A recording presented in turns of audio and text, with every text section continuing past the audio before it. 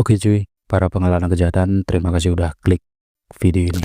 Gua mau ajak kalian cuy jalan-jalan ke tahun 2018. Jadi gua baru aja nemu satu kasus cuy yang kalian wajib dan harus banget dengar. Satu kasus yang pas gua baca, gua sendiri ngeri gitu cuy. Dan begitu sendiri gitu loh ngebaca ini kasus, ngebayangin malam naas saat itu, dimana di sebuah dusun kecil di Magetan di Jawa Timur, di sebuah dusun yang tenang dan adem di bawah kaki Gunung Lawu gitu kan ya. Orang-orangnya juga sibuk sama rutinitas sehari-hari mereka, tapi di siang itu, di tanggal 13 Januari 2018, ketenangan itu pecah cuy. Warga berkerumun di depan sebuah rumah sederhana, mata mereka gak lepas dari dua orang yang sedang digiring sama polisi. Yang pertama bernama Sudarto berusia 45 tahun dan yang kedua adalah Yuni yang baru berusia 28 tahun. Yang mana belakangan gue juga tahu kalau ini keponakannya Sudarto sendiri. Yang bikin merinding adalah mereka ini bukan sekedar tersangka pencuri ayam atau maling motor cuy. Polisi menuduh keduanya sebagai dalang dari pembantaian keji terhadap seorang perempuan yang tak lain dan tak bukan adalah istri dari Sudarto sendiri, yaitu Karmi yang berusia 40 tahun. Tapi tunggu dulu ya, jangan ambil kesimpulan macam-macam. Kasus ini bukan sekedar kisah suami membunuh istri karena perselingkuhan atau drama pihak ketiga cuy, bukan ya. Yang bikin merinding adalah motif dibalik ini semua cuy. Bayangin ada keyakinan aneh soal penghapusan dosa dengan cara menyiksa tubuh manusia. Dan lebih gilanya lagi, yang memimpin ritual sadis ini bukan orang pinter, bukan dukun, bukan kiai, tapi justru seorang keponakannya sendiri. Jujur pas baca di awal berita tentang kasus ini cuy, pandangan gue kabur gitu kan tentang judul kasus ini sendiri. Antara waras atau gila, cinta atau pengkhianatan, iman atau kesesatan. Sebuah tragedi yang gue yakin bikin orang bertanya-tanya. Gimana mungkin gitu ya seorang suami tega membunuh istrinya sendiri hanya karena bisikan keponakan yang sudah dianggap sebagai guru spiritual. Dan daripada pandangan gue semakin kabur cuy, mending gue langsung gas aja ke ceritanya. Tapi gue mau disclaimer dulu di awal cuy, karena minimnya dokumentasi dan pemberitaan tentang kasus ini membuat gue kesulitan nyari bahan slide untuk gue tampilkan ke kalian seperti biasanya. Kalau emang gambarnya itu aja gitu ya, mohon dimaafkan cuy, karena emang ternyata kasus ini tuh luput dari pemberitaan media besar nasional. Dan gua di sini juga bukan untuk menyebarkan atau bahkan mengajak gitu ya kejahatan cuy, bukan. Harapan gua dengan kasus-kasus kejahatan yang gua bawakan ke kalian semoga bisa dijadikan pembelajaran dan bahan pemikiran supaya semua yang terjadi di orang lain tidak terjadi lagi di kita di kemudian hari gitu ya. Harapan gua seperti itu. Oke, daripada kalian ngomel-ngomel ke gua karena kelamaan, kita langsung gas aja ke ceritanya. Jangan lupa tarik nafas, siapin tiker, headset dan cemilan. Gimana sebetulnya kasus ini? Mari kita bongkar. Di balik tragedi sadis ini cuy, ada kisah rumah tangga sederhana. Karmi, seorang ibu berusia 40 tahun, tinggal bersama suaminya yang bernama Sudarto dan anaknya yang semata mayang bernama Rohmat di sebuah rumah kecil di Dusun Gandek, Kelurahan Kawadanan, Magetan, Jawa Timur. Hidup mereka sebenarnya biasa aja cuy, nggak berlebihan juga nggak kekurangan banget. Biasa aja, sederhana aja. Sekilas seperti keluarga normal pada umumnya dari keterangan salah satu tetangganya gitu ya, yang bernama Harsimin. Kondisi mereka dari luar tuh ya nampak seperti masyarakat yang pada umumnya gitu loh, baik-baik aja, mereka kelihatan harmonis, pokoknya biasa aja gitu loh. Gak ada keanehan-keanehan yang mungkin bisa membuat kesimpulan masyarakat ya udah emang kayak gitu, enggak, biasa aja mereka. Mata pencaharian atau pekerjaan dari Sudarto dan Karmi ini sendiri adalah bertani cuy dan membuat batu bata di rumah, kata orang-orang sekitarnya atau tetangga-tetangganya. Tapi sejak beberapa tahun terakhir ada orang ketiga gitu ya, kita sebut orang ketiga yang ikut mencampuri urusan rumah tangga Sudarto dan Karmi ini cuy. Bukan selingkuhan, bukan pula mertua. melainkan seorang keponakan perempuan dari Sudarto yang katanya baru pulang jadi TKW beberapa tahun terakhir ini dari luar negeri, bernama Dwi Wahyuni Endraning Tias atau biasa dipanggil Yuni, yang berusia 28 tahun. Yuni ini tinggal di sebuah rumah yang berjarak 10 meter dari belakang rumah Sudarto dan Karmi, cuy. Menurut keterangan salah satu tetangga yang lain bernama Agus Herianto, Yuni ini adalah seorang single parent dari seorang anak kelas 4 SD yang bernama Hanif Fani Muksin. Karena suaminya Yuni udah lama meninggalkan Yuni sekitar setahun yang lalu. Dan menurut Agus, tetangganya ini sepulang dari Taiwan, dari luar negeri, dan setelah cerai dari suaminya, si Yuni ini jadi sering menunjukkan gelagat yang aneh, cuy. Dia lebih sering terlihat emosian dan teriak-teriak sendiri di rumah, dan jadi lebih menyukai hal-hal yang berbau mistis. Kata tetangganya juga, si Yuni ini mengoleksi beberapa keris di rumahnya, dan banyak kayak alat-alat yang berbau mistis di rumahnya gitu loh. Seminggu sebelum kejadian, contohnya Agus cerita bahwa Yuni ini pernah kesurupan, cuy, dan ngamuk secara membabi buta, cuy, sampai menggigirkan dusun tempat mereka tinggal. Cerita itu diperkuat juga oleh kesaksian Suparno, yang mana ketua RT di lingkungan itu, yang menduga Sudarto terpengaruh juga sama keyakinan nyeleneh dari si Yuni ini. Beberapa hari sebelumnya, kata Suparno, Yuni ini teriak-teriak sambil megang pisau dapur, cuy, dan ngancem mau bunuh orang. Yuni juga sering menganiaya tetangganya yang lewat di sekitar rumahnya gitu loh, kata Suparno. Di mata Sudarto, Yuni ini bukan sekedar keponakannya, cuy. Posisi dia lebih istimewa daripada ketimbang sekedar ponakan gitu loh. Yuni ini semacam guru spiritual bagi Sudarto. Perempuan ini juga sering ngajak pamannya ke tempat-tempat keramat yang dia sebut kali suci untuk melakukan semacam ritual penyucian diri. Nggak tahu apa yang dicari, nggak tahu apa yang diyakini, tapi yang jelas Sudarto tuh selalu nurut, cuy, sama ajakan si Yuni ini, si keponakannya ini. Yuni juga dikenal punya aura yang beda, cuy, kata tetangga-tetangganya. Tatapan matanya kadang kosong, kadang tajam menusuk gitu ya. Ucapannya sering dibungkus dengan kalimat berbau spiritual dan mistis gitu. Dan yang paling gak masuk akal di kepala gua gitu ya, adalah ada seorang paman, suami sah dari seorang istri gitu ya, tapi bisa tunduk penuh sama keponakannya sendiri. Itu yang gak masuk di akal gua. Dan setelah gua korek-korek informasi tentang kasus ini, disinilah letak kejanggalannya, cuy. Yang seharusnya seorang suami itu memperhatikan saran dari istri gitu ya, justru di sini Yunilah yang lebih berkuasa atas diri Sudarto. Karmi, sang istri, seringkali cuma bisa ngelihat suaminya lebih patuh sama instruksi keponakannya sendiri daripada si Karmi sendiri sebagai istrinya. Hubungan kekeluargaan ini perlahan berubah menjadi hubungan kuasa, cuy, dimana Yuni lebih memegang kendali atas Sudarto, dan Sudarto juga rela menyerahkan kewarasannya maupun logikanya gitu ya, hanya karena Yuni dianggap oleh Sudarto memiliki kemampuan magis di luar logika. Dan perlahan kehadiran Yuni ini mengubah keseimbangan rumah tangga Sudarto dan Karmi, cuy. Buat warga sekitar, mungkin rumah Sudarto dan Karmi itu terlihat biasa aja, cuy, tapi di dalamnya ada dinamika aneh. Seorang istri, seorang suami, dan seorang keponakan yang posisinya seperti pemimpin spiritual. Meskipun Sudarto, Karmi, dan Yuni ini berbeda rumah, tapi sering ya mereka sering main lah, di Yuni sering main ke rumah Sudarto dan lain-lain. Bahkan di dalam rumah tangga itu posisi Karmi sebagai istri sah pelan-pelan atau perlahan itu terpinggirkan, cuy.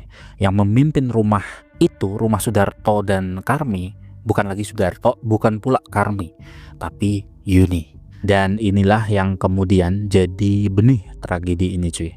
Seorang suami yang kehilangan pegangan, seorang istri yang perlahan kehilangan posisi, dan seorang keponakan yang menjelma menjadi pemimpin spiritual dengan ajaran sesatnya sendiri. Segitiga ini yang akhirnya berubah menjadi panggung dari sebuah pembantaian paling sadis, paling keji di Magetan, Jawa Timur.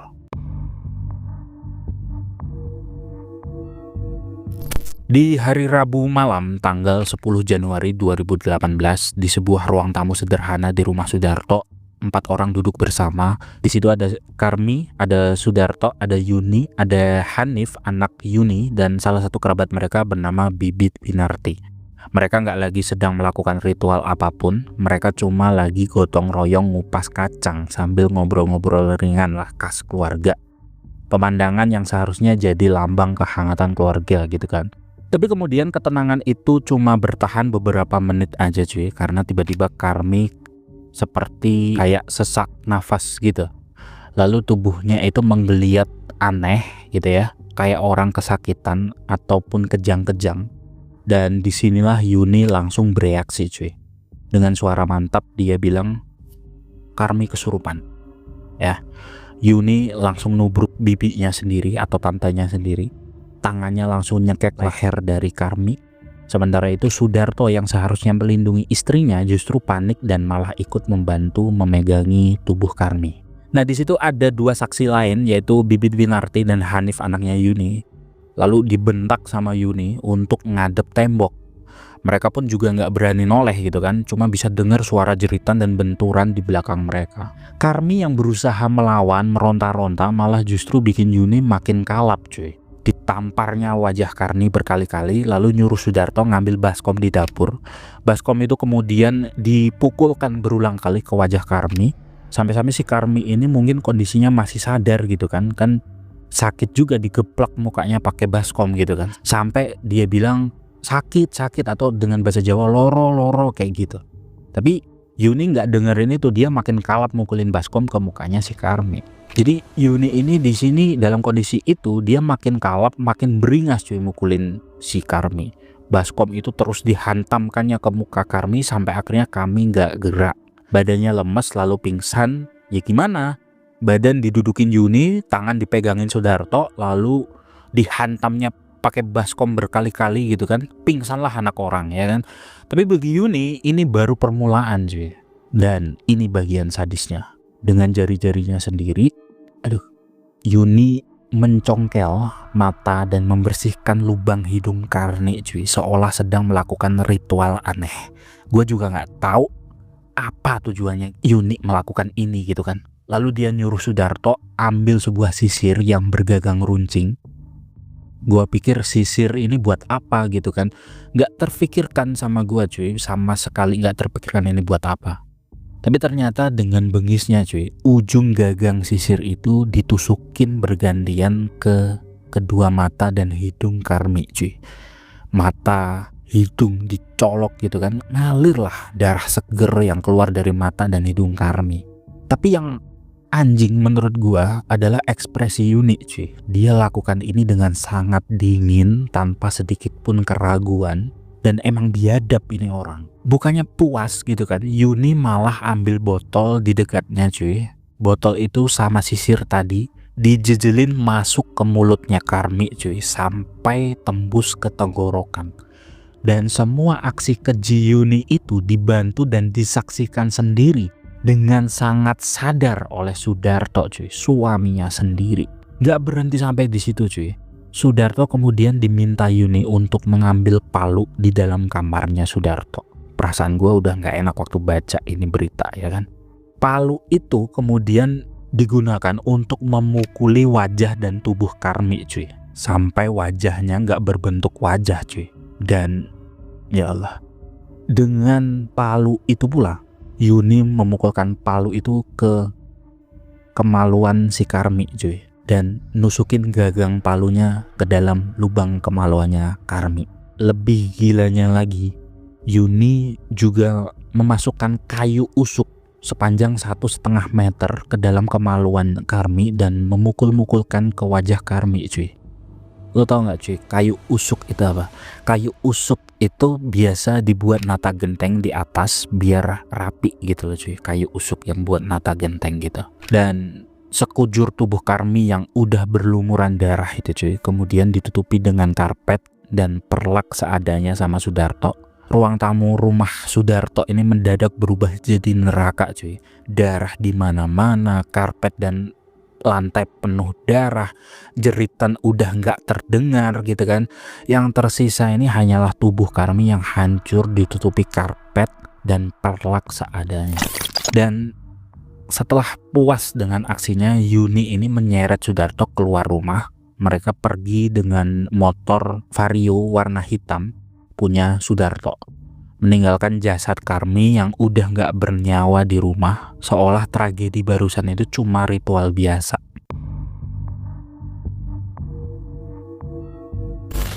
Di Jumat malam, tanggal 12 Januari 2018, selang 2 hari setelah kejadian itu, di rumah Sudarto di Magetan mendadak gempar cuy.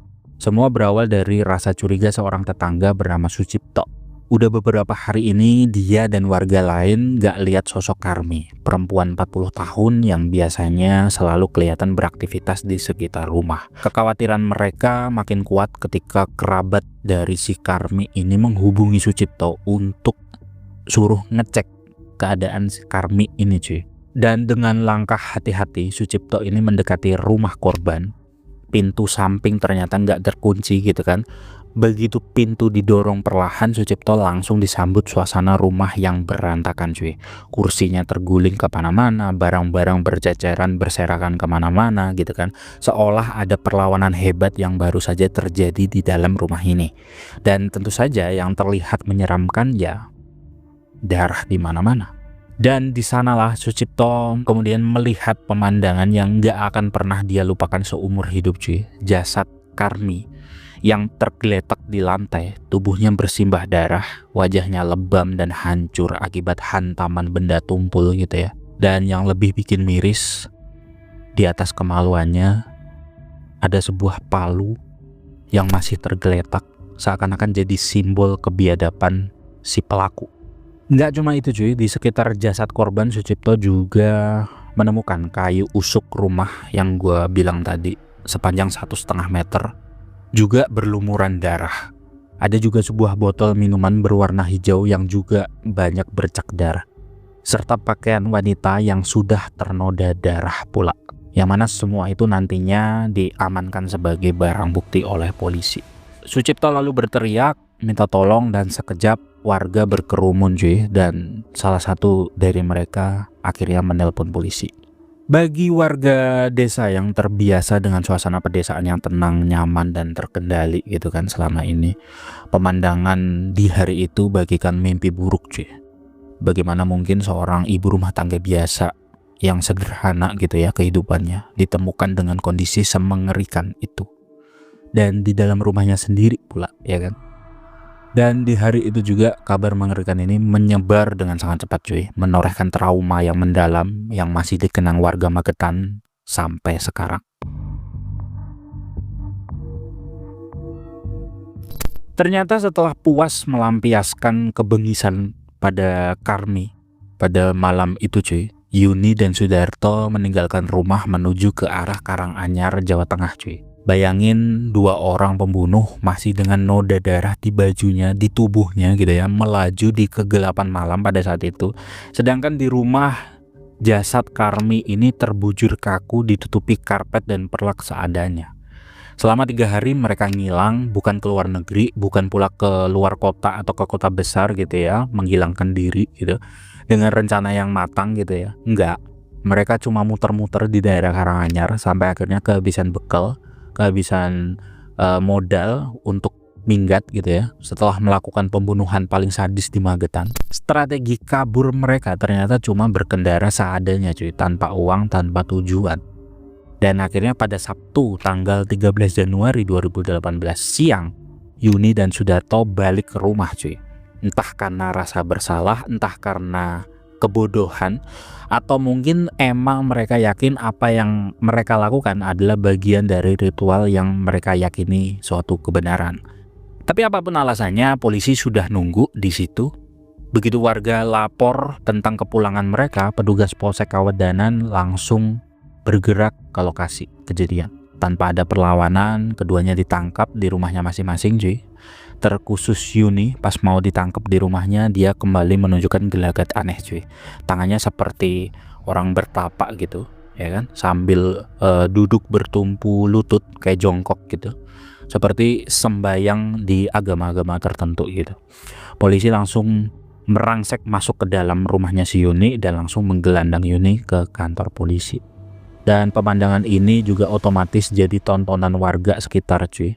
Ketika ditangkap, tatapan mereka, keduanya ini, Yuni dan Sudarto, tatapan mereka itu kosong, seolah itu nggak sadar gitu ya, baru aja menghabisi nyawa seorang istri, seorang bibi, dan lebih dari itu adalah seorang manusia. Di kantor polisi awalnya Yuni dan Sudarto sempat bicara ngelantur cuy. Polisi bahkan sempat curiga, sempat menduga mereka ini mengalami gangguan jiwa. Tapi setelah diperiksa psikiater, hasilnya jelas mereka sehat secara mental. Artinya semua aksi keji yang dilakukan oleh keduanya ini dilakukan dengan kesadaran penuh. Terkhusus si Yuni, dia tetap tenang, bahkan sempat menjelaskan bahwa semua penyiksaan itu bagian dari penyucian dosa untuk Karmi. Bahwa dengan melukai panca indera dari Karmi, dosa-dosanya akan hilang menurut Yuni. Selain itu, dia juga bilang bahwa dirinya melihat sosok Karmi malam itu sebagai sosok Dajjal. Dan di situ publik mulai sadar ini bukan sekedar pembunuhan cuy, ini adalah kejahatan yang dibungkus keyakinan sesat. Beberapa bulan setelah tragedi itu, Kamis tanggal 24 Mei 2018, Pengadilan Negeri Magetan menjadi saksi bisu dari salah satu kasus pembunuhan paling sadis, paling keji di Jawa Timur. Di ruang sidang yang penuh sesak, masyarakat berdesakan ingin melihat langsung gitu ya wajah dan tatapan para terdakwa ini, Dwi Wahyuni alias Yuni, sang keponakan sekaligus dalang, dan Sudarto, sang suaminya sendiri, suami sah dari Karmi, sekaligus tangan kanan pembunuhan istrinya sendiri. Wajah mereka datar, tidak menunjukkan ekspresi apapun, gak ada raut penyesalan, gak ada air mata, seakan apa yang mereka lakukan, menyiksa, menusuk, hingga membantai si Karmi ini adalah sesuatu yang wajar, normal, dan benar. Dan yang lebih bikin merinding cuy, Yuni ini bahkan masih sempat mengulang-ulang pembenaran bahwa aksinya ini adalah ritual penyucian dosa.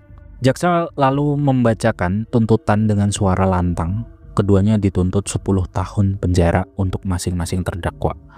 Publik yang hadir seketika langsung gempar cuy. Mereka berkasak-kusuk mempergunjingkan tuntutan dari jaksa tersebut. Bayangkan seseorang yang menusuk mata bibinya dengan sisir, memukul wajahnya dengan baskom dan palu, menghancurkan tubuhnya juga, hingga memperkosa jenazahnya dengan kayu usuk dan gagang palu, hanya dijatuhi hukuman setara dengan kasus pencurian besar.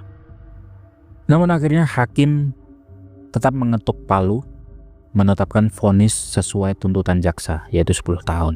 Yuni dan Sudarto resmi divonis 10 tahun penjara. Keputusan itu pun menyisakan luka di hati keluarga dan masyarakat sekitar cuy. Bagi mereka, hukuman itu nggak sebanding dengan kejinya dan sadisnya perbuatan keduanya. Tapi sistem hukum sudah berbicara, sudah memutuskan, dan disitulah akhir dari perjalanan kasus ini.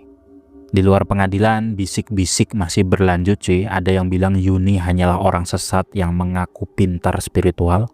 Ada pula yang yakin Sudarto ini hanyalah boneka yang diperdaya oleh keponakannya sendiri, yang kesetanan gitu ya. Dan gak sedikit pula yang beranggapan bahwa hakim dan jaksa sudah terperdaya oleh mantra-mantra yang mungkin udah dirapalkan oleh si Yuni ini cuy, si biadab ini. Tapi apapun alasannya ya, satu fakta gak bisa dihapus. Seorang wanita bernama Karmi meregang nyawa dengan cara paling tragis di tangan orang-orang yang seharusnya dia percaya.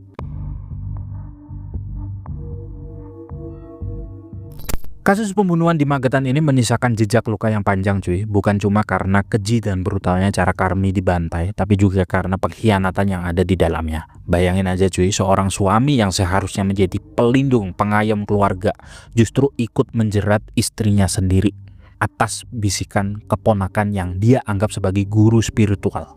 Dan inilah potret gelap dari kepercayaan buta, bagaimana keyakinan yang melenceng bisa menutup akal sehat, meruntuhkan kasih sayang, dan mengubah orang terdekat menjadi musuh yang paling mematikan. Kita bisa lihat dengan jelas mereka para pelaku ini bukan orang asing cuy, bukan perampok dan juga bukan musuh dari Karmi. Yang menghabisi Karmi adalah orang-orang yang setiap hari makan bersama di meja yang sama, tidur di bawah atap yang sama, hidup dalam rumah yang sama, dan memiliki garis keturunan yang sama. Ironis ya, meski psikiater menyatakan mereka berdua waras gitu ya, kenyataannya logika mereka sudah dibutakan oleh ritual penyucian dosa yang mereka yakini sendiri. Disinilah kita diingatkan, gila atau enggaknya seseorang itu bukan berarti kehilangan akal cuy. Kadang orang yang sehat pun bisa lebih berbahaya karena keyakinannya sesat. Vonis 10 tahun penjara untuk Yuni dan Sudarto memang menutup jalur hukum cuy. Tapi luka batin masyarakat Magetan dan terutama keluarga korban nggak akan pernah bisa benar-benar disembuhkan. Kasus ini pun meninggalkan satu pertanyaan besar cuy. Jika orang yang kita cintai bisa berubah menjadi algojo di bawah pengaruh kepercayaan atau keyakinan yang sesat, lalu seberapa jauh sebenarnya kita bisa mempercayai manusia lain? Jawab dengan asumsi kalian sendiri cuy. Dan kalau menurut kalian sendiri, hukuman apa yang paling pantas buat Sudarto dan Yuni ini cuy? Tulis pendapat kalian di kolom komentar. Oke cuy, itu tadi pembahasan kita tentang kasus pembunuhan sadis Karmi di Magetan cuy, yang dilakukan oleh suami dan keponakannya sendiri yang sayang untuk dilewatkan. Terima kasih udah menemani gua sampai di akhir video ini.